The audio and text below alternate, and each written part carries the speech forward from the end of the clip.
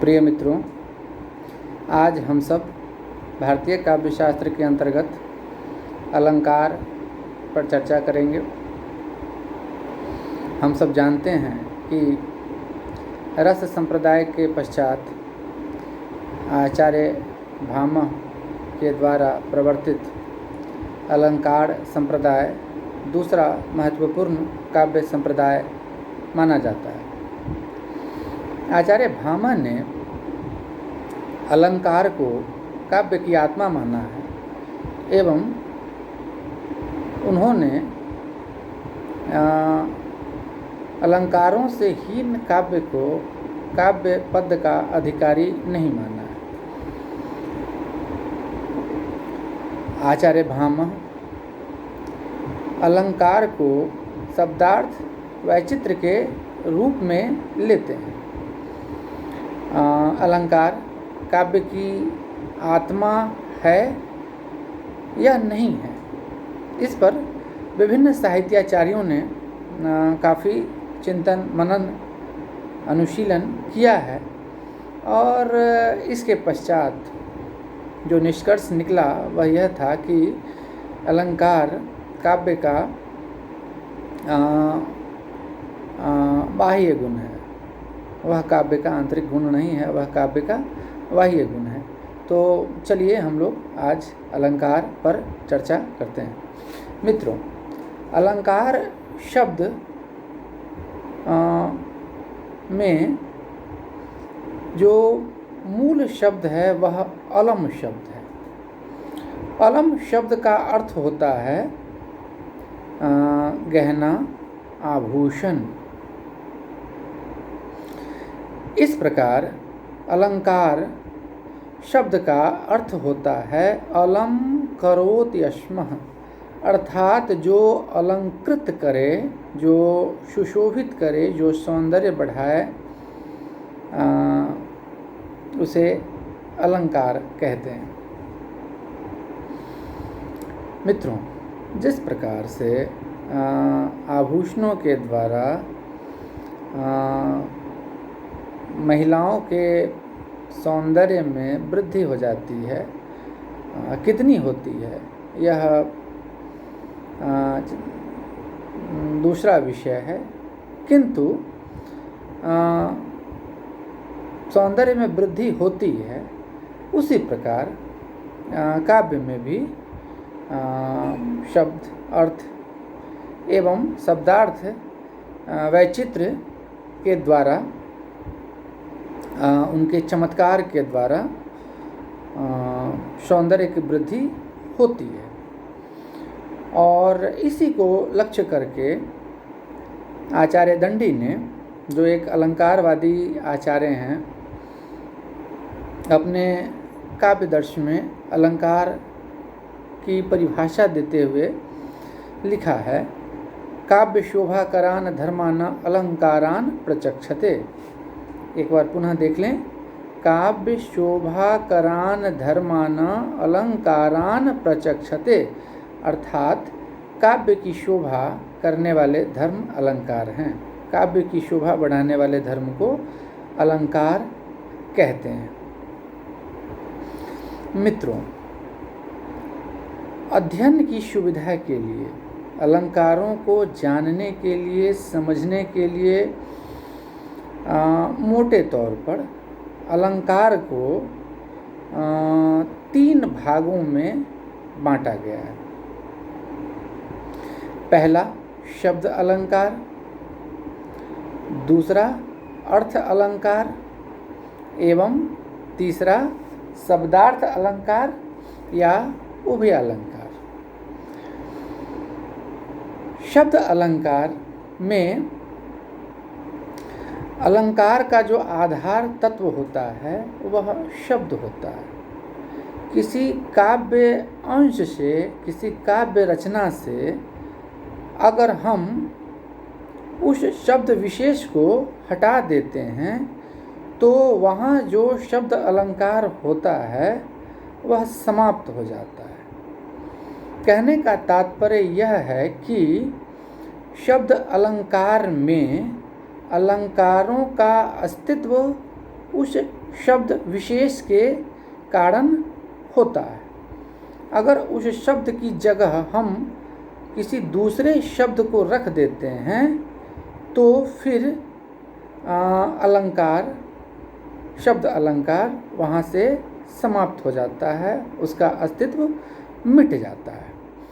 शब्द अलंकार के अंतर्गत हम जिन अलंकारों को देखते हैं उनमें अनुप्रास अलंकार, यमक अलंकार, श्लेष अलंकार, पुनरुक्ति अलंकार एवं वक्रोक्ति अलंकार प्रमुख रूप से आते हैं।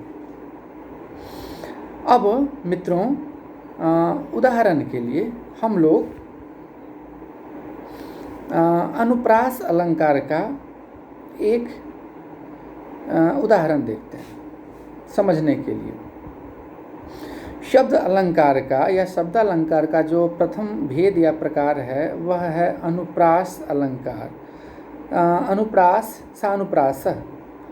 अनुप्रास अलंकार में वर्णों की आवृत्ति होती है, मतलब जो वर्ण प्रयुक्त होता है वह एकाधिक बार प्रयुक्त होता है, एक से अधिक बार उसका काव्य में, रचना में उपयोग होता है, वह प्रयुक्त होता है और उससे उस काव्य रचना में ध्वनिगत चमत्कार उत्पन्न हो जाता है। ध्वनि के द्वारा उसमें सौंदर्य का विधान हो जाता है। हम लोग एक उदाहरण देखते हैं। बंदौ गुरुपद पदुम परागा सुरुचि सुबास सरस अनुरागा। मित्रों, यहाँ गुरु पद पदुम, पद पदुम, पद में और पदुम में प वर्ण की आवृत्ति हुई है, अतः यहाँ अनुप्रास अलंकार है। पुनः सुरुचि सुबास सरस, सुरुचि सुबास एवं सरस में दंत स की आवृत्ति हुई है, दंत स 3 बार आया है और इसके कारण यहाँ अनुप्रास अलंकार की उपस्थिति हुई है। दूसरा जो भेद है शब्द अलंकार का वह यमक अलंकार है। यमक में शब्द एक ही होता है लेकिन उसके पृथक अर्थ होते हैं, उसके एकाधिक अर्थ होते हैं। जैसे हम लोग देखते हैं, कनक कनक ते सौगुनी मादकता अधिकाय, यही खाए बौरात नर वही पाए बौराए।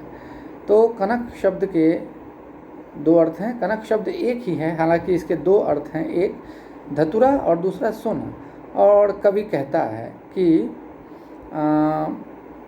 धतुरा को खाने के बाद कोई पागल होता है, मदांध होता है, लेकिन सोने को वह पाते ही मदांध हो जाता है। और यहाँ हम देखते हैं मित्रों इन उदाहरणों में कि अगर हम कनक की जगह कोई दूसरा शब्द रखें तो यहाँ यमक अलंकार का अस्तित्व समाप्त हो जाता है, मिट जाता है, उसकी उपस्थिति यहाँ से समाप्त हो जाती है। अनुप्रास में जो सादृश्य वर्ण हैं उनकी आवृत्ति नहीं होती है तो वह उसका अस्तित्व वहाँ से मिट जाता है। शब्द अलंकार के अंतर्गत जो दूसरा अलंकार आता, माफ़ करेंगे, जो तीसरा अलंकार है वह श्लेष अलंकार आता है और इसमें एक ही शब्द में कई अर्थ श्लिष्ट होते हैं या चिपके हुए होते हैं। जैसे रहीमन पानी राखिए बिन पानी सब सून, पानी गए न उब रहे मोती मानुष चून। और पुनरुक्ति अलंकार में एक ही शब्द की एक बार से अधिक शब्द की आवृत्ति होती है। पुनरुक्ति अलंकार में शब्द की आवृत्ति होती है, एक ही शब्द एकाधिक बार प्रयुक्त होता है। और वक्रोक्ति अलंकार में काकू या चेष्टा के द्वारा चमत्कार उत्पन्न किया जाता है। इसका उदाहरण हम देखते हैं कि जब माँ पिता की आज्ञा आप मान सकते हैं, तो क्या माँ की आज्ञा भरत टाल सकते हैं? तो मित्रों, इस प्रकार हम सब देखते हैं कि शब्द अलंकार में अलंकार का जो आधार होता है वह शब्द होता है, और उसकी उपस्थिति जैसे ही समाप्त होती है वहाँ से शब्द अलंकार की उपस्थिति भी समाप्त हो जाती है, एवं शब्द अलंकार के अनुप्रास, यमक, श्लेष, पुनरुक्ति एवं वक्रोक्ति ये प्रमुख भेद माने गए हैं। जो दूसरा भेद है अलंकार का मित्रों, वह है अर्थ अलंकार। नाम से ही स्पष्ट है कि अर्थ अलंकार में काव्य सौंदर्य, काव्य में जो चमत्कार उत्पन्न होता है वह अर्थ के माध्यम से होता है, उसकी प्रतीति अर्थ के माध्यम से होती है। इसके अंतर्गत ज़्यादातर अलंकार आते हैं। उनमें प्रमुख अलंकार हैं उपमा, रूपक, उत्प्रेक्षा, विभावना एवं काव्यलिंग। अब हम कुछ उदाहरण देख लेते हैं मित्रों। उपमा अलंकार में उपमान एवं उपमेय की समानता दिखाई जाती है। उनके जो साधारण धर्म होते हैं, उनमें जो समान गुण होते हैं, उसके आधार पर। जैसे एक उदाहरण है, मधुकर सरिस संत गुणग्राही। जिस प्रकार से मधुकर यानी भ्रमर घूम घूम करके मधु का संचयन करता है, मधु को जमा करता है, शहद एकत्रित करता है, गुणों को, शहद रूपी गुणों को, उसी प्रकार सद्गुणों को संत सज्जन एकत्रित करते हैं और दुर्गुणों को वे छोड़ते चलते हैं, दुर्गुणों से उनका कोई वास्ता नहीं होता है। तो मधुकर सरिस संत गुणग्राही उपमा अलंकार का उदाहरण है। रूपक अलंकार। रूपक अलंकार में मित्रों प्रस्तुत के ऊपर अप्रस्तुत का आरोप होता है। प्रस्तुते अप्रस्तुतारोपो रूपकम निरपहनवे। जैसे हम लोगों ने जो देखा है, पहला अनुप्रास अलंकार का जो उदाहरण हम लोगों ने देखा है, पुनः हम लोग उसी को देखते हैं। बंदौ गुरुपद पदुम परागा, सुरुचि सुवास सरस अनुरागा। गुरु पद पदुम, गुरु के पद को, गुरु के चरण को कमल के समान कमल कहा गया है। कमल पर गुरुपद आरोपित किया गया है। गुरुपद को कमल के समान सुंदर कमल कहा गया है। समान नहीं, माफ़ करेंगे, गुरु को कमल कहा गया है। रूपक अलंकार है यहाँ।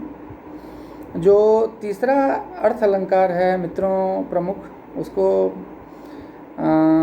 उत्प्रेक्षा अलंकार। उत्प्रेक्षा अलंकार में कल्पना की जो है वह उत्कट अभिव्यक्ति होती है। कल्पना की तीव्र अभिव्यक्ति होती है। उदाहरण हम लोग एक देखते हैं, नीलांबर बीच परिधान, खिल रहा मृदुल अधकुला अंग, खिला हो ज्यों बिजली का फूल, मेघवन बीच गुलाबी रंग। मानो, जानो, ज्यों, ये सब जो है उत्प्रेक्षा के सूचक होते हैं। अर्थ अलंकार के अंतर्गत जो चौथा महत्वपूर्ण अलंकार आता है मित्रों, वह विभावना अलंकार होता है। विशिष्ट भावना या कल्पना के द्वारा जहाँ पर कारण नहीं हो लेकिन कार्य हो, कार्य कारण के संबंध से कल्पना के द्वारा जहाँ पर कार्य सिद्धि दिखाई जाती है या कारण के अभाव में कार्य होता दिखाया जाता है, तो वहाँ पर विभावना अलंकार होता है। जैसे बिनु पद चलय सुनय बिनु काना, कर बिनु कर्म करय विधि नाना, आनन रहित सकल रस भोगी, बिनु वाणी वक्ता बर जोगी। और जो उदाहरण के लिए अर्थ अलंकार के अंतर्गत हम लोगों ने जो पांचवा जो महत्वपूर्ण अर्थ अलंकार देखा है मित्रों, वह है काव्यलिंग अलंकार। मित्रों, बिना कारण के कोई कार्य नहीं होता है, तो काव्यलिंग अलंकार में माफ़ करेंगे, पहले कारण दिखाया जाता है और उसके बाद फिर जो है वह कार्य की प्रतीति करवाई जाती है। जैसे हम लोग एक उदाहरण देखते हैं, कनक कनकते सौगुनी माधकता अधिकाय, यही खाए बौरात नर वही खाए बौरात। अब देखिए, पहली पंक्ति में यहाँ बताया गया है कि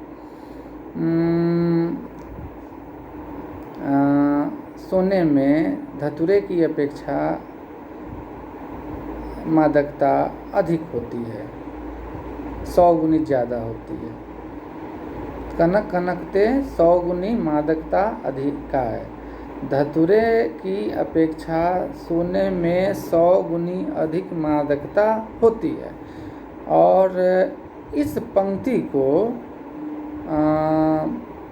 उदाहरण के साथ दूसरी पंक्ति में जो है वह सिद्ध किया गया है, बताया गया है क्यों मादकता अधिक होती है। तो उसका उत्तर दिया गया है कि इसको खाने के बाद लोग बौड़ाते हैं, पागल होते हैं, मदांध होते हैं और उसको पाते ही हो जाते हैं। कहने का मतलब यह है कि धतूरा खाने के बाद बुद्धि भ्रष्ट होने में, मति भ्रष्ट होने में कुछ समय लगता है, किंतु सोना धन संपत्ति पाते ही तुरंत व्यक्ति परिवर्तित हो जाता है, मदांध हो जाता है, बदल जाता है। जो तीसरा अलंकार का जो भेद है मित्रों, वह शब्दार्थ अलंकार या उभयालंकार है।